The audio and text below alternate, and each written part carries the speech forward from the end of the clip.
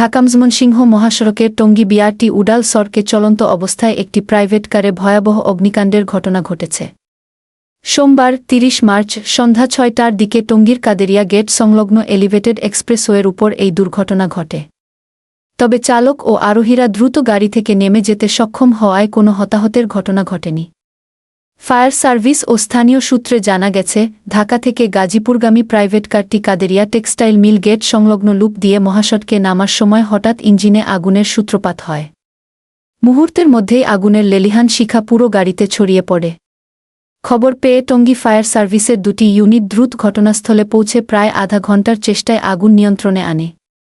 Tongi fire সার্ভিসের senior station officer Shahin Alam ঘটনার সত্যতা নিশ্চিত করেছেন। তিনি জানান, ব্যস্ততম এই মহাসড়কের উডাল সড়কে অগ্নিকাণ্ডের কারণে ঢাকা-ময়মনসিংহ রুটে কিছুক্ষণ যানবাহন চলাচল বিঘ্নিত হয়। পরবর্তীতে ফায়ার সার্ভিস ও হাইওয়ে পুলিশের সহযোগিতায় ক্ষতিগ্রস্ত গাড়িটি সড়ক থেকে সরিয়ে নেওয়া হলে যান চলাচল পুনরায় স্বাভাবিক হয়। প্রাথমিকভাবে ধারণা করা হচ্ছে, যান্ত্রিক ত্রুটি বা বৈদ্যুতিক শর্ট সার্কিট থেকে এই আগুনের সূত্রপাত হয়েছে। তবে তদন্ত সাপেক্ষে অগ্নিকাণ্ডের প্রকৃত কারণ এবং ক্ষয়ক্ষতির সঠিক পরিমাণ নিশ্চিত করা সম্ভব হবে বলে জানিয়েছেন স্টেশন অফিসার শাহিন আলম।